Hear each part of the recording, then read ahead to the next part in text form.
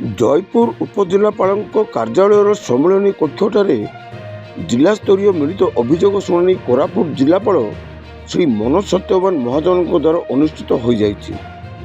ଏହି କାର୍ଯ୍ୟକ୍ରମରେ କୋରାପୁଟ ପୋଲିସ ଅଧ୍ୟକ୍ଷ ଶ୍ରୀ ରୋହିତ ବର୍ମା, ଜୟପୁର ଉପଖଣ୍ଡ ଆରକ୍ଷୀ ଅଧିକାରୀ ଶ୍ରୀ ପାର୍ଥ ଜଗଦୀଶ କଶ୍ୟପ, ଉପଜିଲ୍ଲାପାଳ ଜୟପୁର କୁମାରୀ ଆକାବରମ ଶସ୍ୟା ରେଡ୍ଡି, IAS ପ୍ରୋବେସନାରୀ ଶ୍ରୀ ସନ୍ତୋଷ ପାତ୍ର, କୋରାପୁଟ ପ୍ରମୁଖ ଉପସ୍ଥିତ ଥିଲେ।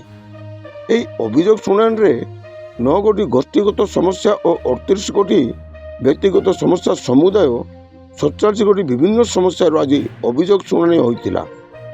ଆର୍ଥିକ ସମସ୍ୟା, ଘରପଟ୍ଟା ସମସ୍ୟା, ଜମିବାଡ଼ ବିବାଦ, ପାନୀୟ ଜଳ ସମସ୍ୟା, ସ୍ୱାସ୍ଥ୍ୟଗତ ସମସ୍ୟା, ରାସ୍ତାଘାଟ, ବିଦ୍ୟୁତ ସମସ୍ୟା ଇତ୍ୟାଦି ବିଷୟରେ ଆଜି ଅଭିଯୋଗ ହୋଇଥିଲା।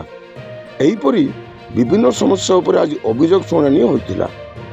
ଏହି ଶିବିରରେ ଅନ୍ୟମାନଙ୍କ ମଧ୍ୟରେ ସମନ୍ୱିତ ଆଦିବାସୀ ବା ଆଦିବାସୀ ଉନ୍ନୟନ ପ୍ରକଳ୍ପ ଅଧିକାରୀ ଶ୍ରୀମତୀ ତୃପ୍ତି ବରେଇ, ଜୟପୁର ଗୋଷ୍ଠୀ ଉନ୍ନୟନ ଅଧିକାରୀ ଶକ୍ତି ମହାପାତ୍ର, ଜୟପୁର ତହସିଲଦାର ସବ୍ୟସାଚୀ ଜେନା, ଜୟପୁର ଗୋଷ୍ଠୀ ଶିକ୍ଷା ଅଧିକାରୀ ଚନ୍ଦନ ନାୟକ, ଜିଲ୍ଲା ମଣ୍ଡଳ ଅଧିକାରୀ, ଜିଲ୍ଲା ପଞ୍ଚାୟତ ଅଧିକାରୀ, ଡୁଡା ପ୍ରକଳ୍ପ ନିର୍ଦ୍ଦେଶକ, ଜିଲ୍ଲା ଅତିରିକ୍ତ ଖାଉଟି ଓ ଯୋଗାଣ ଅଧିକାରୀ, ଜିଲ୍ଲା ପ୍ରାଣୀ ଚିକିତ୍ସାଧିକାରୀ, ରାସ୍ତା ଓ ଗୃହ ନିର୍ମାଣ ଅଧିକରଣ ଯନ୍ତ୍ରୀ, ଜୟପୁର TPSDOL ଓ ବିଦ୍ୟୁତ ବିଭାଗର କର୍ମକର୍ତ୍ତାଙ୍କ ସହ ସମସ୍ତ ବିଭାଗୀୟ ଅଧିକାରୀ ପ୍ରମୁଖ ଉପସ୍ଥିତ ଥିଲେ।